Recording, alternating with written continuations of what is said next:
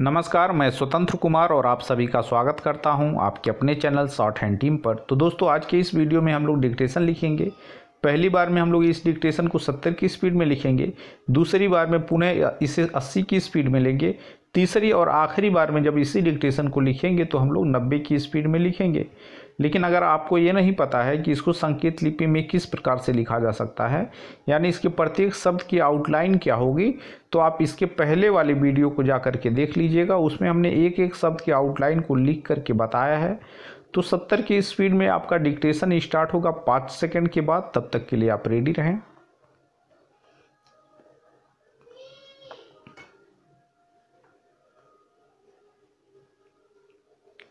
Start.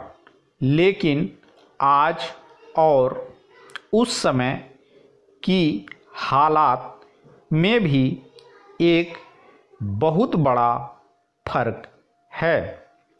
उस समय केंद्र में एक दल की सरकार थी और इस नाते वह केंद्र की सत्ता पर स्थिर होकर नियंत्रण रख सकती थी।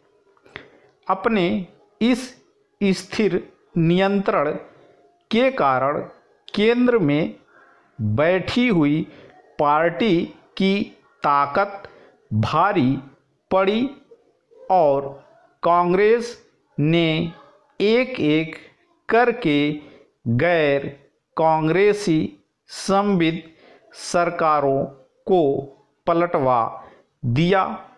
आज की हालत बिल्कुल उल्टी है। कांग्रेस अकेले अपने बूते पर केंद्र में सरकार बनाने की हालत में नहीं है और उसे बैसाखियां तलाशनी पड़ रही हैं। जो पार्टी भोपाल से लेकर लखनऊ तक राज कर रही हो, वह तो अपने आप में एक समानांतर सरकार भी चला रही मानी जा सकती है। समानांतर इस अर्थ में नहीं कि वह कोई केंद्र की प्रतिद्वंदी हो सकती है।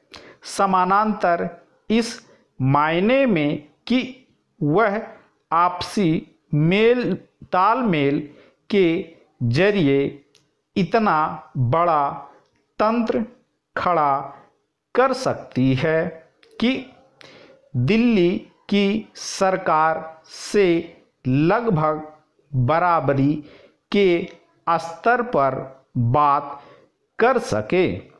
अगर वह कोई सभी राज्यों के हितों का मुद्दा उठाए तो देश भर की राज्य सरकारों को नेतृत्व दे सकती है। अब तक केंद्र में बैठी हुई पार्टी का यह विशेषाधिकार रहा है कि उसकी बात सब जगह सुनी जाती है। दिल्ली की गद्दी पर बैठकर ही कोई पार्टी या कोई नेताओं का वर्ग राष्ट्रव्यापी असर वाला हो जाता है। दूसरे सभी दल उसके सामने बौने हो जाते हैं।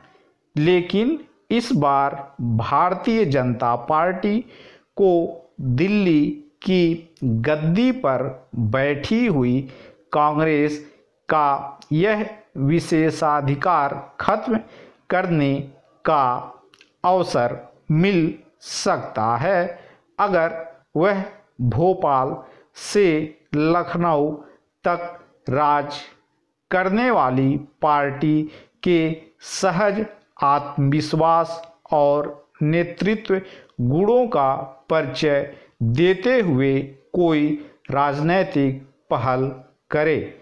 स्टॉप।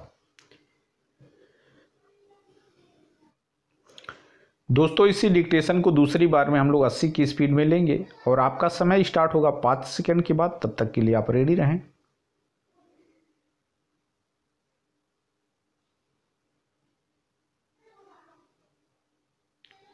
स्टार्ट। लेकिन आज और उस समय की हालात में भी एक बहुत बड़ा फर्क है।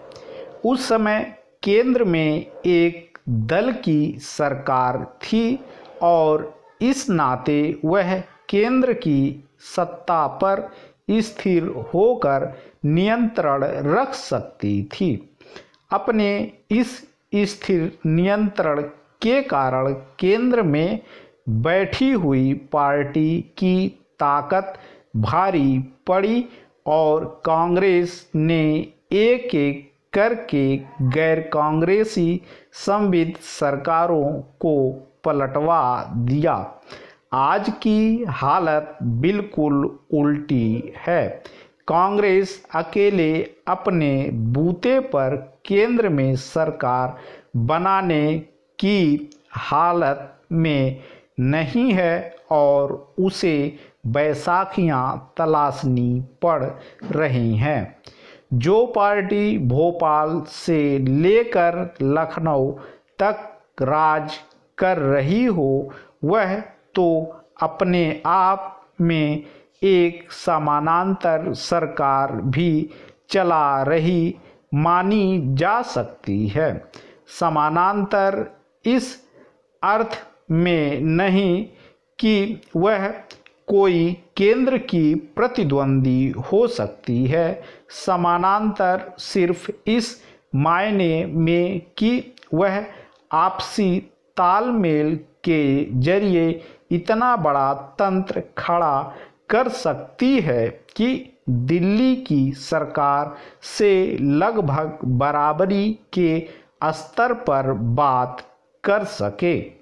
अगर वह कोई सभी राज्यों के हितों का मुद्दा उठाए तो देश भर की राज्य सरकारों को नेतृत्व दे सकती है। अब तक केंद्र में बैठी हुई पार्टी का यह विशेषाधिकार रहा है कि उसकी बात सब जगह सुनी जाती है। दिल्ली की गद्दी पर बैठकर ही कोई पार्टी या कोई नेताओं का वर्ग राष्ट्रव्यापी असर वाला हो जाता है। दूसरे सभी दल उसके सामने बौने हो जाते हैं। लेकिन इस बार भारतीय जनता पार्टी को दिल्ली की गद्दी पर बैठी हुई कांग्रेस का यह विशेषाधिकार खत्म करने का अवसर मिल सकता है अगर वह भोपाल से लखनऊ तक राज करने वाली पार्टी के सहज आत्मविश्वास और नेतृत्व के गुणों का परिचय देते हुए कोई राजनीतिक पहल करे। स्टॉप।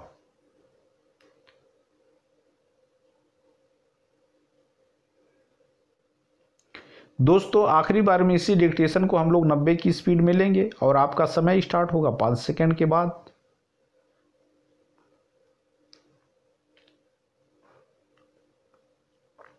स्टार्ट। लेकिन आज और उस समय की हालात में भी एक बहुत बड़ा फर्क है।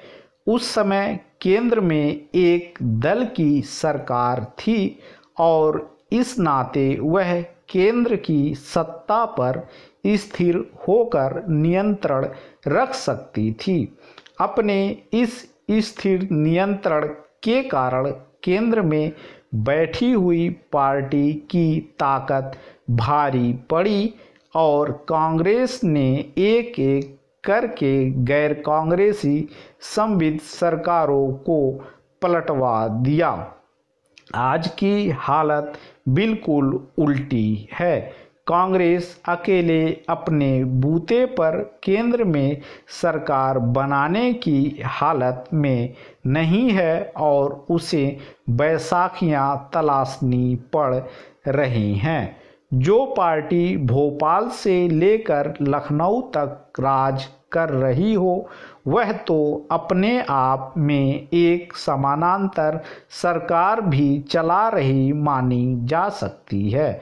समानांतर इस अर्थ में नहीं कि वह कोई केंद्र की प्रतिद्वंदी हो सकती है।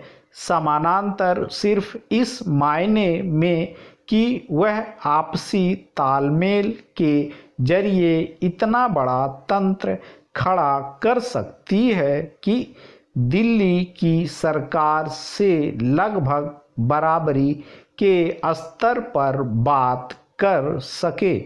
अगर वह कोई सभी राज्यों के हितों का मुद्दा उठाए तो देश भर की राज्य सरकारों को नेतृत्व दे सकती है।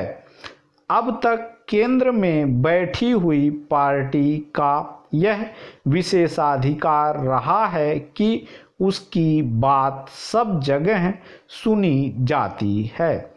दिल्ली की गद्दी पर बैठकर ही कोई पार्टी या कोई नेताओं का वर्ग राष्ट्रव्यापी असर वाला हो जाता है। दूसरे सभी दल उसके सामने बौने हो जाते हैं। लेकिन इस बार भारतीय जनता पार्टी को दिल्ली की गद्दी पर बैठी हुई कांग्रेस का यह विशेषाधिकार खत्म करने का अवसर मिल सकता है अगर वह भोपाल से लखनऊ तक राज करने वाली पार्टी के सहज आत्मविश्वास और नेतृत्व के गुणों का परिचय देते हुए कोई राजनैतिक पहल करे। स्टॉप। तो दोस्तों इस तरह से आज का वीडियो हम लोगों का कंप्लीट हुआ। मेरा प्रयास अगर आपको अच्छा लगा तो कृपया इस वीडियो को लाइक शेयर जरूर कर दिया करें। चैनल पर नए हैं तो चैनल को सब्सक्राइब करके जस्ट बगल में आपको बेल आइकन मिलेगा उसे भी प्रेस कर दें ताकि मेरे लेटेस्ट वीडियोज आपको समय समय पर मिलते रहें और आप घर बैठे संकेत लिपि को सीख सकें। धन्यवाद।